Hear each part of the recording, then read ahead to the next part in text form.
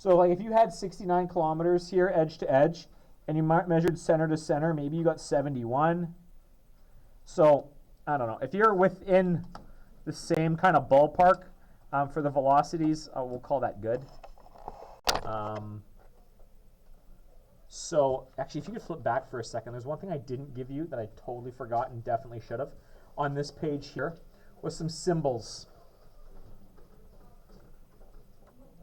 So for distance, if you remember, the symbol for distance is d. The symbol for time is t.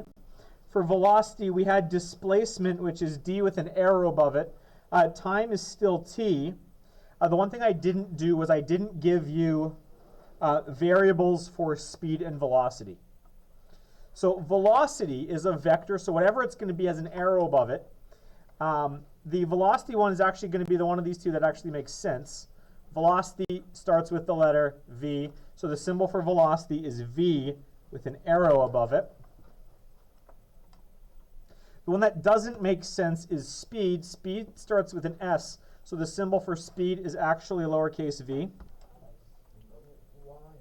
Because it's the magnitude of velocity, and velocity is the one we actually care more about. S is something else. Seconds. That's a pretty common unit, so we don't use the variable that matches with the unit. And there is no lowercase v unit, because voltage is uppercase v, which is different. And so yeah, that's just why how we do what we do. Okay, so speed is lowercase v, velocity is v with an arrow above it to signify that we're talking about the vector there. And then we've got, so v equals d over t, and velocity equals displacement over time. V vector equals d vector over t. That's how those get all written down. I should have given that to you on Friday, and I didn't, and I'm sorry. Because how I give all of the answers here is in terms of d's and v's and vectors and whatnot. So I know this is small and a little bit messy, but these are my answers here. For the d and v, distance and speed, we should all get the exact same values because they give us the distances along the path, and distance takes into account the path that you took. So if you went from Fizzlestein to Quatzov, that is 75 kilometers. That is the length of the road from Fizzlestein to Quatzov. Because if you're following that distance, you're not flying there, you're following the road. But if we want displacement, that is the measured straight line distance from Fizzlestein to Quatzov as if you flew direct. So my measurement there was 4.2 centimeters, and we're told that 1 centimeter is 10 kilometers, so 4.2 centimeters is 42 kilometers, and so that's how I came up with that. So our distances, or our displacements and our velocities will likely be a little different, depending on how you measured. If you went center to center, it's going to be different. But if you're close, we don't have an issue here. So these are my answers. This set is question 1. This set is question 2. This set is question 3 is actually really hard to read because I was really tiny and kind of messy. That's 208 kilometers, and so that's 104 kilometers per hour. But because we went back to Rasissa, sure. Our displacement is 0 because we ended where we started. So our velocity is also 0. And then these ones here, this is question 4. And this down here is question 5. Comments, questions, concerns. I'm sorry if that's unreadable. I made some mistakes and did it in pen, so I apologize. You don't have to take a picture of this, Jasmine, because it's in the video. That'll be posted today. So you're welcome to if you want, but you certainly don't have to. Yeah, you don't ever have to take a video. Take a picture. The video is always be there. So questions, comments, concerns on any of this? Naya, sorry, you want to put your hand up? Almost, but not. Okay. Yeah, James. A little bit. My best guess is it shouldn't be off by more than 2 kilometers. And so that'll mean your velocity is off by a little bit too. Again, but not a lot. So yeah, you can have, like, short answer is yes. Within 2 kilometers, I think is reasonable. Any other questions, comments, concerns on this? We're good? If you didn't have a chance to do that, you've got some time. Well, you'll have, time after school today, I'm sure, to take a look at this stuff. But otherwise, that was it. So no comments, questions, concerns. Fantastic. If you, so that's that. That was Friday's lesson. Let's do today. Bam. Today's lesson, if you haven't got the paper, is sitting out back by the door. It's just average velocity from calculations. So this is arguably easier than the stuff from before because we're not actually doing any of the measuring. And I've got some new people here. So Tanjot is now here. Abdul, why are you here? It says you're excused. You attend. Oh, wait, hold on. Maybe I'm on Fridays. I'm totally still on Fridays. You were excused on Friday. I need today's attendance. Never mind. If you were away on Thursday and didn't write the test, you still need to do that for me. I hate my ed. Come on, you slow thing. Here we go. So, Tanjot, I marked you away, but you're here now. And so I'm just missing Indu and Angelina. Cool. Tanjot, favorite dessert?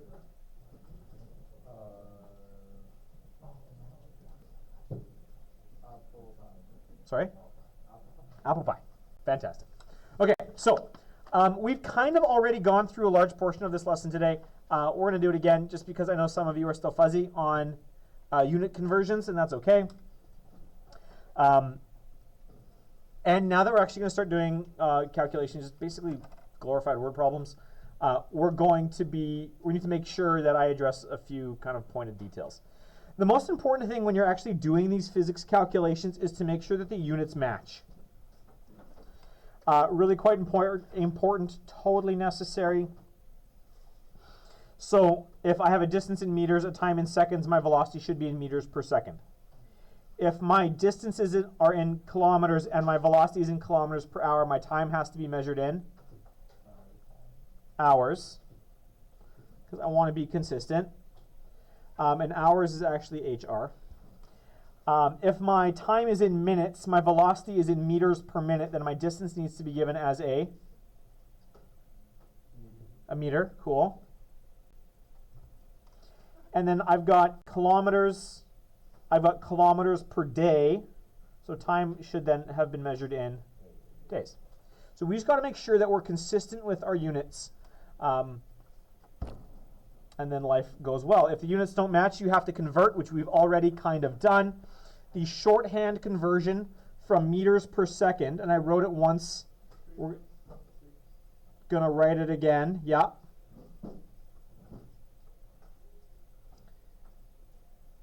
The magic number that you need to remember is 3.6.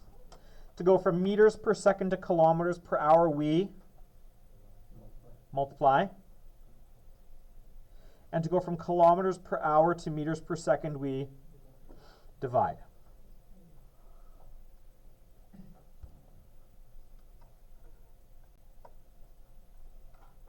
So,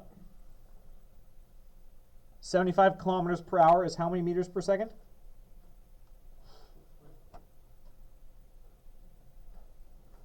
You want to try that again? It's definitely not 6.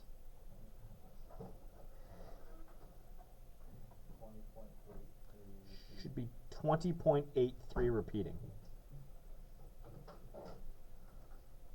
Because to go from kilometers per hour to meters per second, we're dividing by 3.6.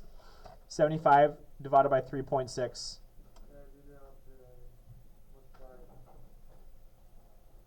That still begs the question how you got 6, but that's okay.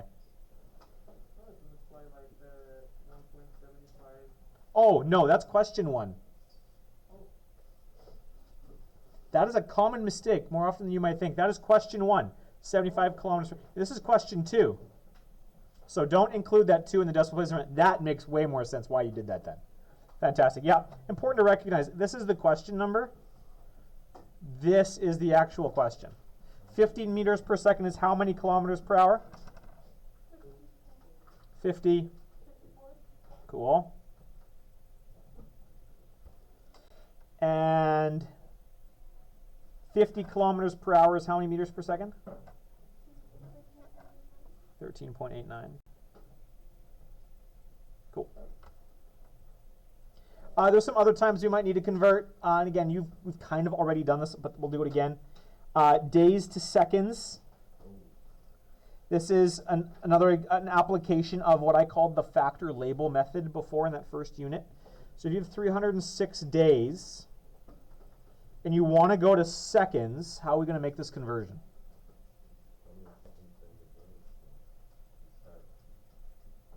Well, do you know that off the cuff? I swear I've heard the number before. So short answer is no, though. Yeah. Because if you swear you've heard it and can't give it to me, you don't know it. So if I'm going to go from days to seconds, and you don't know what that magic number is, what is an intermediate value you do know? You know hours. Hours. Days go on the bottom because we have days on top and we want to cancel those. We want hours on top. So what's the relationship between hours and days? 24 hours in 1 day. That's going to cancel out my days because I've got them in the numerator and the denominator. And now I don't want hours, I want seconds. Can you go straight from hours to seconds?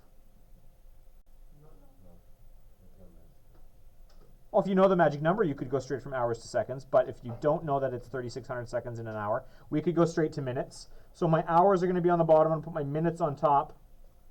Cancel my hours. So 1 hour is how many minutes? 60 minutes. And then the same thing here. Now I'm going to go from minutes to seconds. Minutes are on the bottom because I want to get rid of those.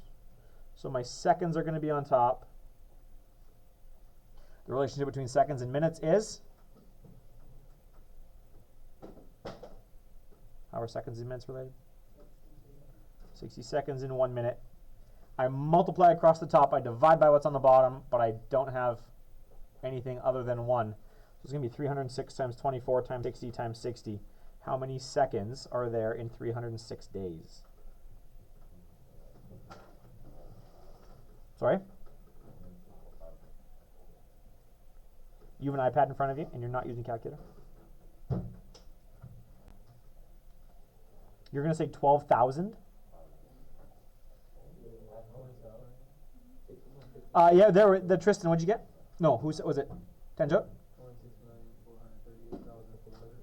26,438,400 is the correct value. So a little bit more than 12,000. Yeah. Out by 3 zeros. So an order of 1,000. 1,000 times bigger than our guess. I mean, you're in the same solar system, but okay, do some conversions. You do these 6. Take a couple minutes. Actually do them, Manuel. On your market, say giver. So every time you convert days to seconds, you need to multiply by 800,064.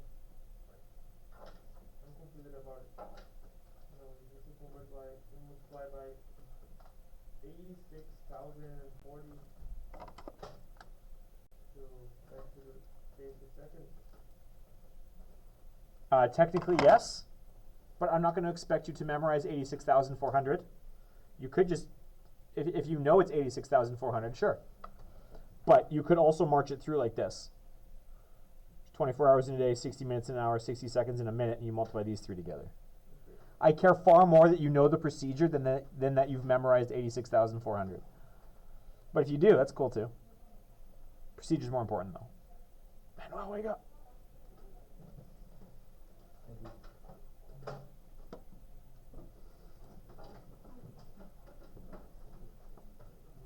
Yeah.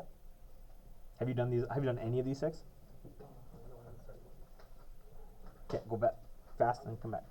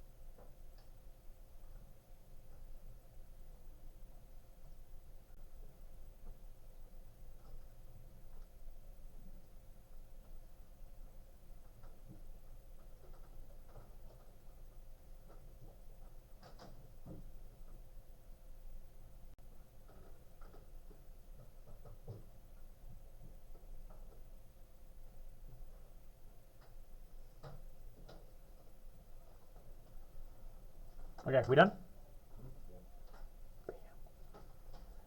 Check your work.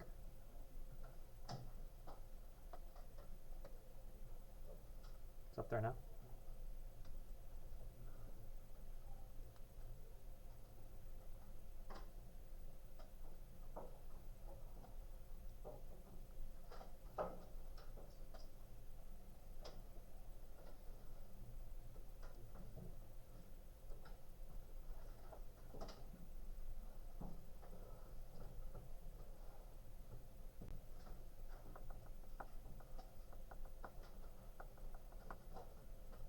Cool. Comments, questions, concerns. Yes, sir. In question 5, you don't use like the commercial year that's 360 days. 365. Oh, okay. Because like in Brazil we like learn to use instead of 365, 360 because like I don't know why we call it commercial year. I've never heard of a commercial year. What do you do with the other 5.25 days?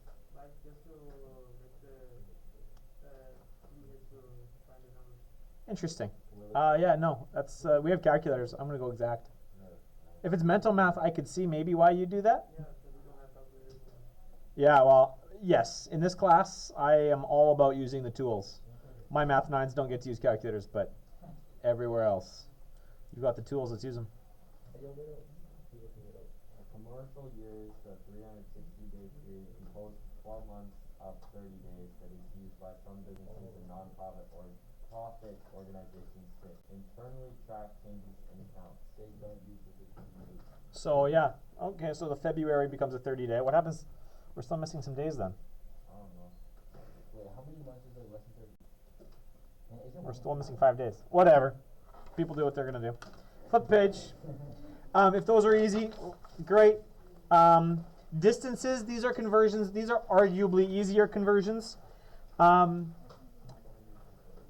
Going from meters to kilometers and kilometers to meters, meters to centimeters. This is something you've already done. I hope this is relatively straightforward. Meters to kilometers is multiplication or division by what value?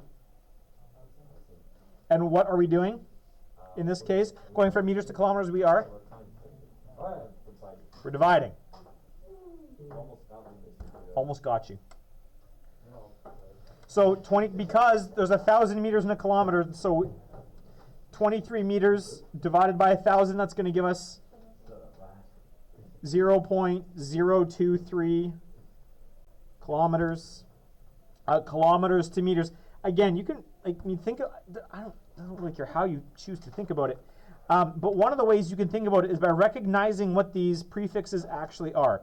Kilo means it's 1,000. So if you have 12,000 meters, we're dropping the kilo, we're multiplying by 1,000 to replace the fact that we just pulled out kilo. So this is going to give us 12,000 meters.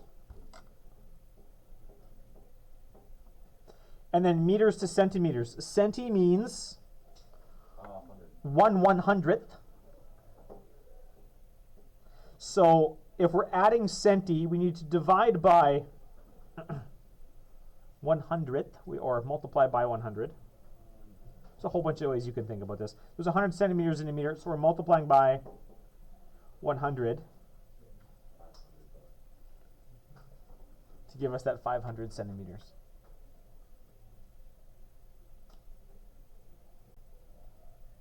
The conversions for distances should be really quite easy. 0.53 meters, I'll just rattle them off here for you guys. 0.53 meters is how many centimeters? Oh, Sorry? 53. 130 meters, how many kilometers? 0.13, I heard. Because we're dividing by 1,000. And then 1,200 kilometers is how many meters? Sorry? 1.2 million. Or 1,200,000 meters. Again, the distances are nice and easy. Typically we're multiplying and dividing by powers of 10, so we're just adding zeros and moving decimal places. Those ones should be straightforward, unless I start throwing miles and stuff at you, in which case I'll give you the conversion for that and you have to use it properly. So there's a possibility it happens. It's phenomenal. Why can't the US be normal in a whole bunch of different ways? Okay, so typically you'll be given this information quoted to you as an average velocity problem. So what you need to recognize is that we'll be given an equation. Now we're going to start pulling stuff off the back of our formula sheet. So we have a speed one here. Speed equals distance over a change in time. Because the computer didn't have a graphic for arrow when this was first done, they do now, but when it was first done, I haven't felt like retyping it. They just put the bar on top. That's how we symbolize vector on the back of our formula sheet. So if we're looking at our average velocity problems, average velocity is given to us as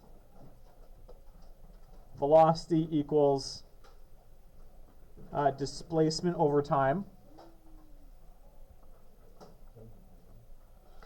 You may also see it given, they actually quote it like this on your formula sheet, VAVG, so velocity average, this is shorthand for average, is equal to your total displacement over your time. That's the third formula, actually, total displacement over total time. And the reason they specify between these two is this one is really straightforward, makes a lot of sense. if there's only one scenario happening, I give you a single distance and I give you or displacement and I give you a single time and you have to tell me what the velocity is. This one is if I say, okay, well, this much displacement in a little bit of time, and then they did this, covered this distance in this amount of time, and then they covered this distance in this amount of time, and then they covered this distance in this amount of time. To find your average velocity for all of that, you need the total displacement divided by your total time. So you have to combine things for that. But effectively, they're giving you the same set of same formulas. Yeah. So for velocity, you say like direction. Sorry. For velocity, you say like which direction, right? Yes, but it's the directions will be given to you in the questions that you're given. Yeah. Okay. But if that's into the average velocity, what would be the average distance? What's the section of direction? Say that again. If the question says What's the average velocity?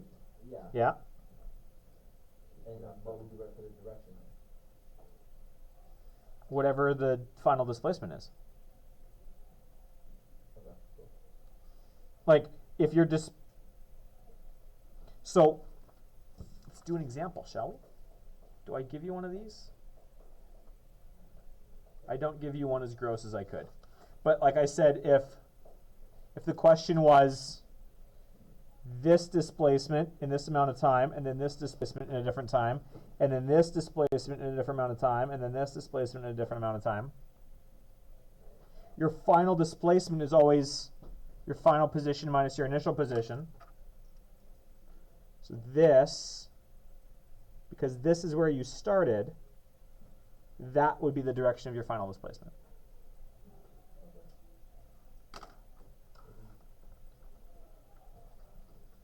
Are you guys familiar with the velocity displacement time triangle? What? Okay, clearly not. That's cool. This is the formula that you're given on your formula sheet. But I'm not going to always say find velocity. I'm going to say here's your information, find displacement or find time or whatever. This is a relatively simple equation. I mean, it's easy enough to manipulate it. If I tell you to find time, how would you isolate this thing for time? Manuel. You multiply both sides by t. On the side that's going to cancel, and you multiply both sides by v. V is going to divide down. So time is going to equal displacement over velocity. That's what you just said. Okay, cool. There is a handy tool for dealing with equations like this with 3-variable multiplication, division style questions. And it's shorthanded as a triangle. Sometimes it shows up in math.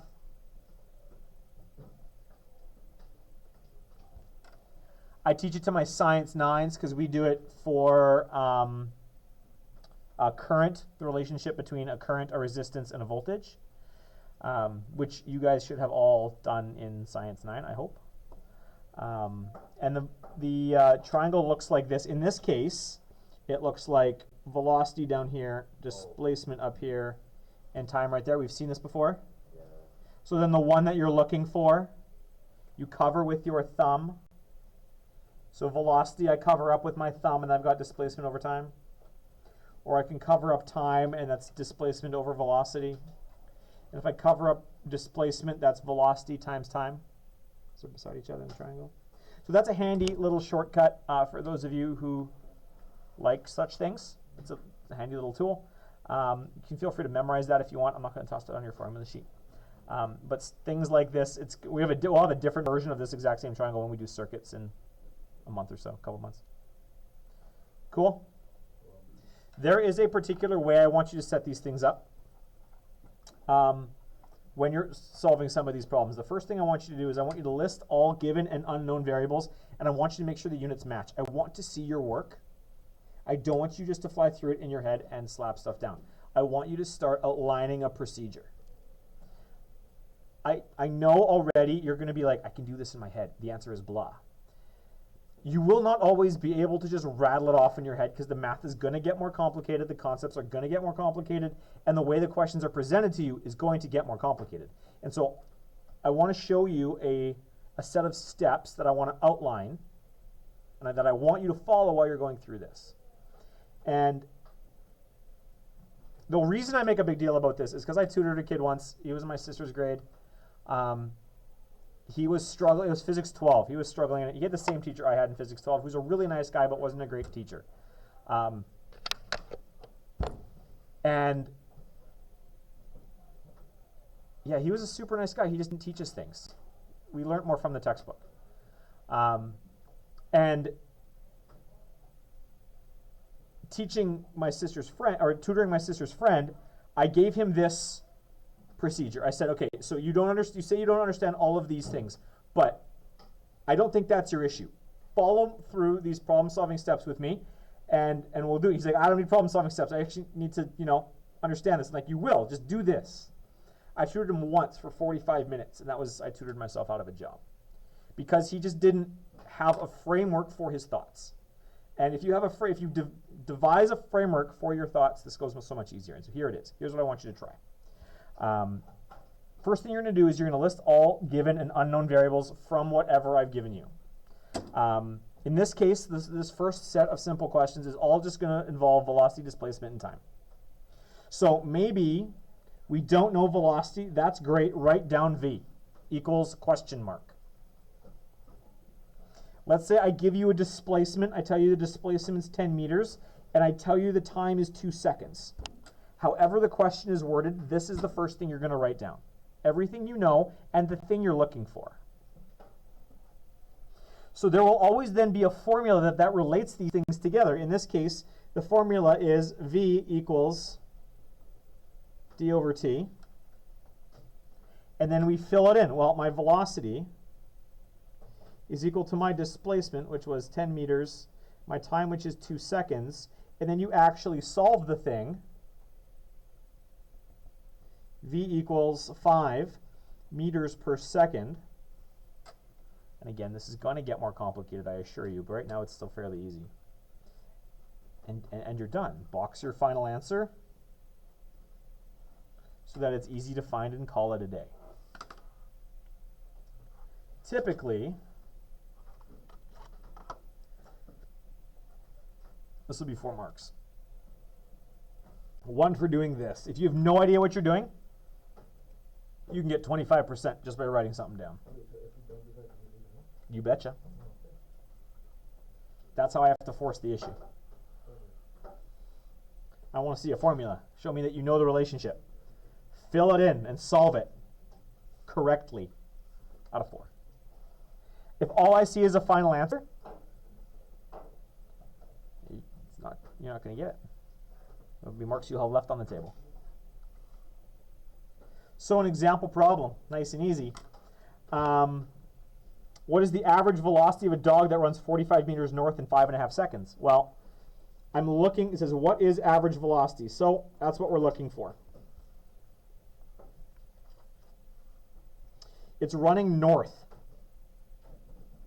45 meters. So what is that? That's a displacement because they've given us a direction there too. 45 meters north.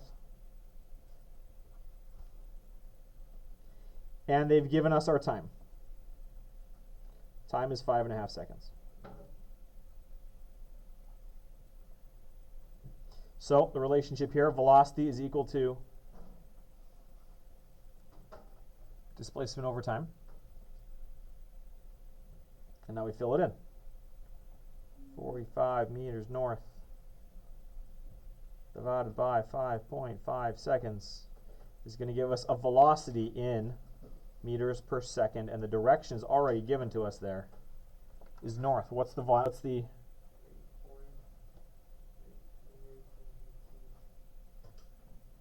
You said 8.18 meters per second.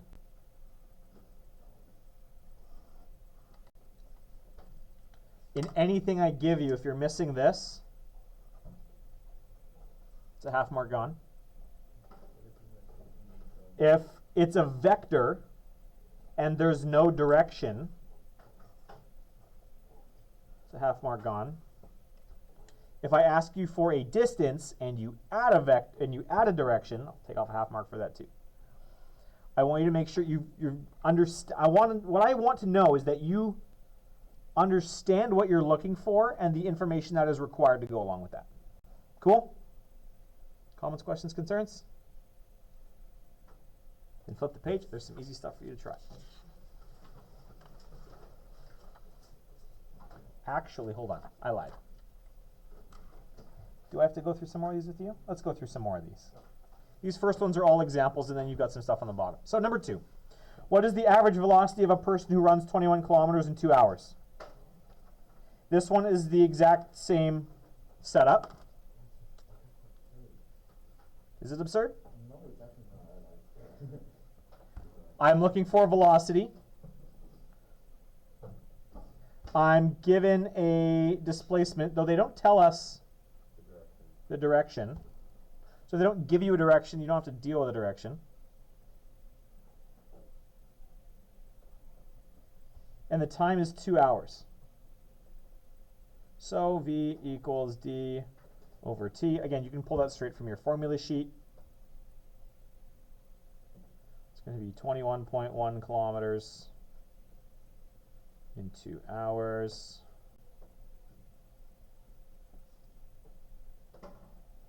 I got 10.6 kilometers per hour. I mean, he's moving, or she's moving, but it's not out of the realm of totally doable. I mean, assuming you're a runner. I couldn't do it, but I'm sure someone in this class could.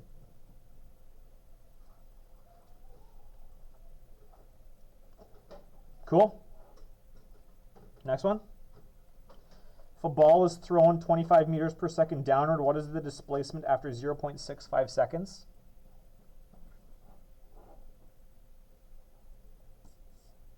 There's a note I want to make on this one.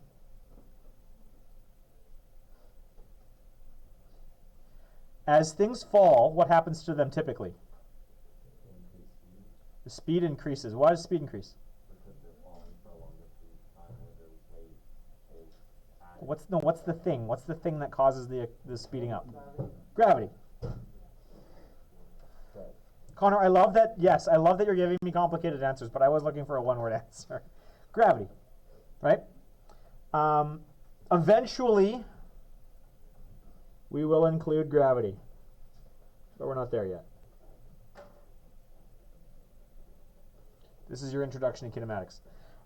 So we're going to ignore gravity for the time being. Do we have a velocity? You bet. 25 meters per second down. Do I have a displacement? No. So that's what we're looking for. Am I given a time? Yes. You bet. Time is 0.65 seconds. So are our units consistent? Well, this one's meters per second, and this one's in seconds. Does that work out for us? Yep. So let's just go through and solve it. You can start with V equals D over T, or you can use that shortcut that I gave you. Either way, if you're going longhand, V equals D over T, you fill it in. 25 meters per second equals D over 0.65 seconds. So I'm going to multiply both sides by 0.65. And I'm going to get a displacement that equals 25 times 0.65 is, you have a calculator in front of you on the desk, man. 16.25, 26? 25. Units on that have to be, careful, meters, because that's a displacement, and which way? Down. The other way we could have quoted this thing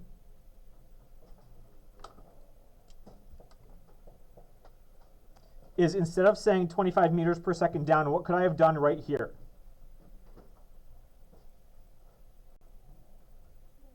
Yeah, I could have made it negative. I could have instead put it in there as negative 25 meters per second, which would have made it negative 25 meters per second, which would have given me a final answer of negative 16.25 meters. What you then need to recognize is that negative in this case represents a direction downwards. Either way is totally acceptable. Cool? Comments, questions, concerns? Okay, let's do another one. Do I need to do another one? Yeah, let's do another one. Let's keep going. Two more. Two people paddle a canoe 450 meters at 2.5 meters per second. How long does this take? So again, we're looking for, actually this is a new one, we're looking for time. We're given a velocity, 2.5 meters per second. We're given a displacement, 450 meters. Are the units on both of those consistent? You betcha. So we're looking for a time. B equals D over T. I'm just going to convert that right away to T equals D over V. Displacement is 450 meters. They don't give us a direction, so I don't need to include one. The velocity is 2.5 meters per second. So my final time is?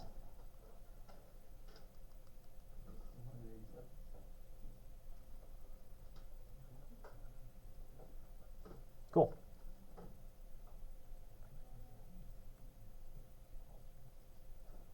One more. A car travels 75 kilometers per hour for 25 seconds. How far does it travel?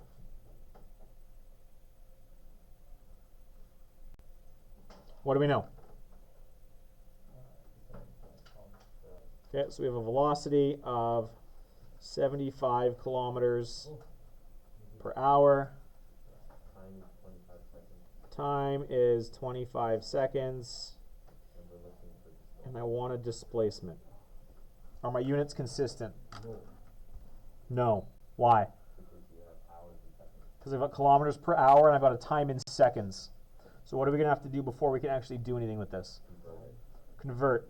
Now, it's up to you how you choose to convert. I don't care. Unless I specify units for an answer, I don't care what they are.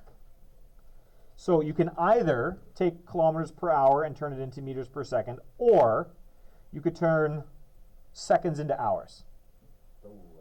It's entirely up to you. Given the values that we're looking at here, which one makes more sense? Taking kilometers per hour and turning it into meters per second, because 25 seconds is going to be a very small decimal answer. So we're going to take this thing, and how do we go into meters per second? Sorry? I hear divide. Divide is correct. Divide by 3.6. Cool. So what's 75 divided by 3.6?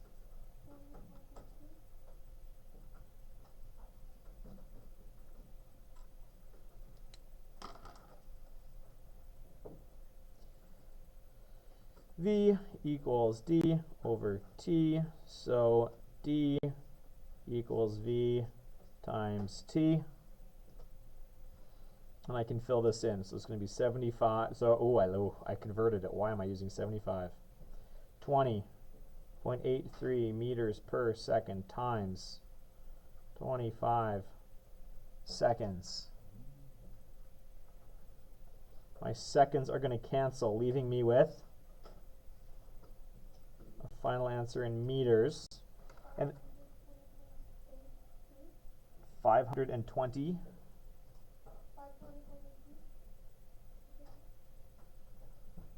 I had a different value. Why do I have a different value? Oh, did you round it? Or did I round it? 75 divided by 3.6 times 25. 520.83, is that what you got? 20.83 times 25. Cool. So you've got to be careful how you go about these things. If you punch this thing in your calculator, you can use the exact value here by just using the ants function, or use multiply, hit times by 25. So I'll show what I mean here. So I have 75 divided by 3.6 That gives me that value here, and then if I'm going to multiply that thing by 25, it says ANS times 25. So it's going to use the answer previously. It'll have that infinite repeating decimal. So 520.83. If you round, like I apparently did, you'll have 20.83, the non-repeating decimal, times 25, and you're going to get 520.75. You're out by a little bit, ultimately not a lot. The difference between 75 centimeters and 80.3 centimeters is 6.3 centimeters.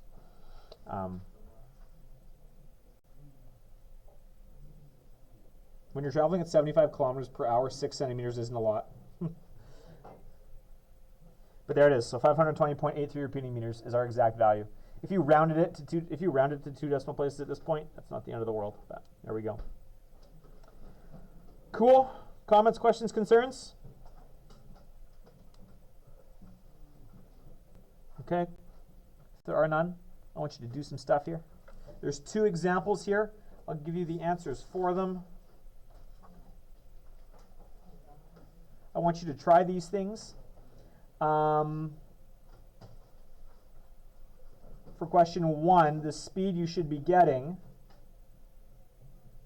is 0.3 meters per second, and then the velocity is just going to be, in this case, it's going to be the same, but the direction is going to be included.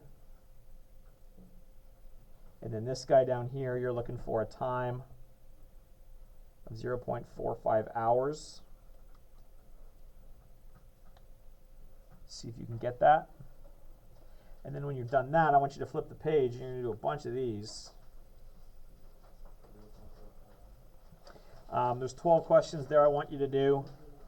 And the answers for these are on the bottom. And if I remember right, those answers are not in the correct order. They might be, but I don't think they are. Actually, in fact, I know they're not, because answer 12 is not 53.3 kilometers per hour, because it's asking for a time. So the answers are not in the correct order. So as long as you find the values there on the bottom. You don't have room on this page. Please don't take that as a challenge to do the work on here. So I would love it if you, on your line of paper in that coil book that I gave you at the beginning, do these there. On your mark, say giver.